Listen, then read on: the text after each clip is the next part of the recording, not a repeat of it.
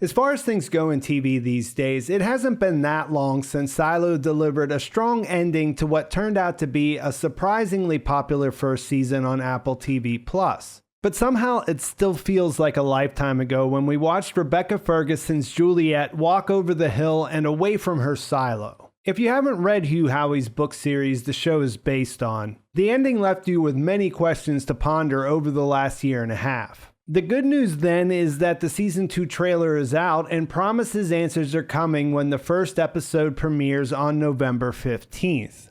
The trailer opens with some old footage from the season 1 finale of Juliette as she sees the world as it is after the fake lush visuals in her visor blink out. The first new shot is of a flag, which I presume is near one of the other silo sites we saw in season 1's closing shot. She's walking towards one, and the placement of this is interesting because what we learned in the first season was that no one ever goes outside. After all, doing so kills you. That's why swapping the tape saved Jules' life, so this flag that appears to have been put there by someone seems out of place. In the voiceover, we hear Bernard addressing the crowd back at what I guess I should call Silo Prime, saying that for as long as they can remember, everyone that goes outside is killed by the dangerous toxins of an unsafe world. Juliette gets more confirmation of this as she walks over skeletons as she approaches the neighboring silo. And you have to imagine that these dead bodies are connected to the flag, which is something I'll come back to.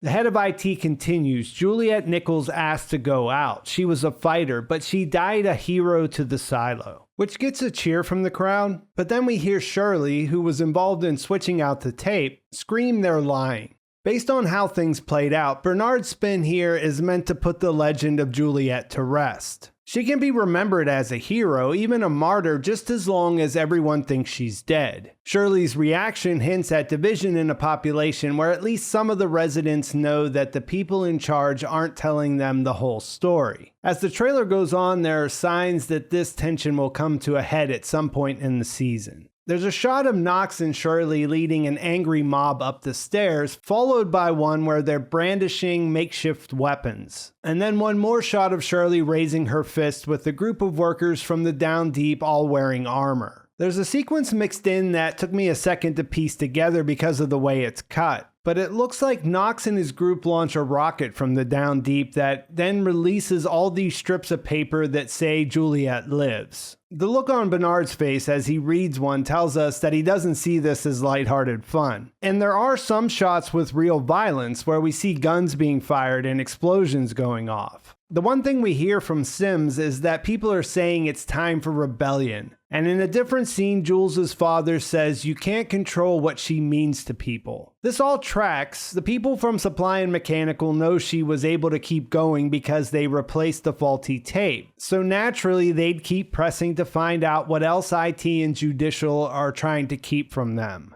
Bernard's true motivations were one of the biggest unanswered questions from the first season. But it's been plain that even though there's some truth to his assertion that he's trying to keep things running smoothly in the silo in the interest of its survival, he knows a lot more than he lets on. The final confirmation of that was when he ran out of Juliette's cleaning and went into the server room, which was something that Sims picked up on. In one of my favorite shots in the trailer, we get to see behind those locked doors and find out for sure that he knows Jules is still alive. Through cameras that are placed outside, he's able to watch her approach the nearby silo. And after she gets by all those dead bodies, we see that she's able to get inside.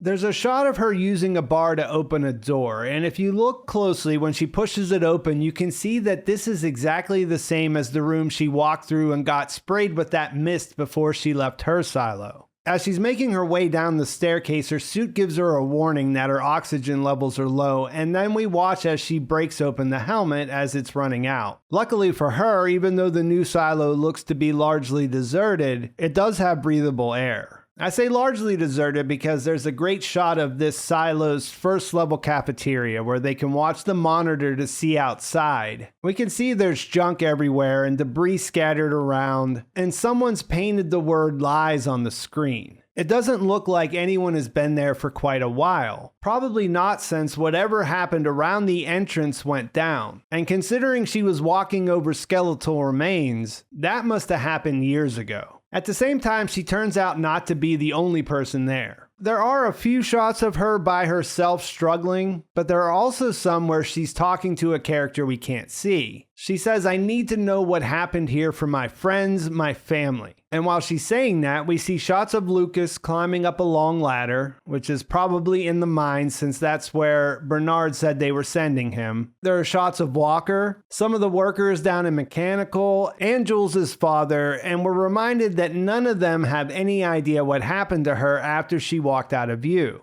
In the stinger at the end of the trailer, we get our first look at the new character as he peers through a peephole of sorts and tells Juliette that if she tries to open the door again, he'll kill her. It's a pretty clear threat and one that brings up a lot of interesting questions. What is he doing in this otherwise empty silo? Is he the only one there? And if that were the case, wouldn't he be happy to finally see another human being? If you watch the trailer with captions on, you'll have noticed that this character, who's played by Steve Zahn, is named Solo. Maybe there's a hint in that. Without getting into any spoilers, I'll just say this seems like a really good casting choice. Beyond that, the trailer doesn't give us much to work with. He has mismatched eyes, and his hair looks a little wild. Of course, having read the books, I know what's going on here, and so I can't pretend to speculate on it. But putting that aside, what I like about this trailer is how we get a glimpse of both silos, as the one we spent the first season in reacts to their shock of seeing Juliette walk away, while we see her deal with the isolation after being sent out to clean. You get the sense from this initial confrontation with Solo that the answers she's looking for won't come easy. Oh yeah, and remember that water she was so afraid of at the bottom of the silo where George was searching for that massive steel door? There are a couple of shots where it looks like she'll have to confront that fear head on. In one, she's even wearing a diving suit she put together.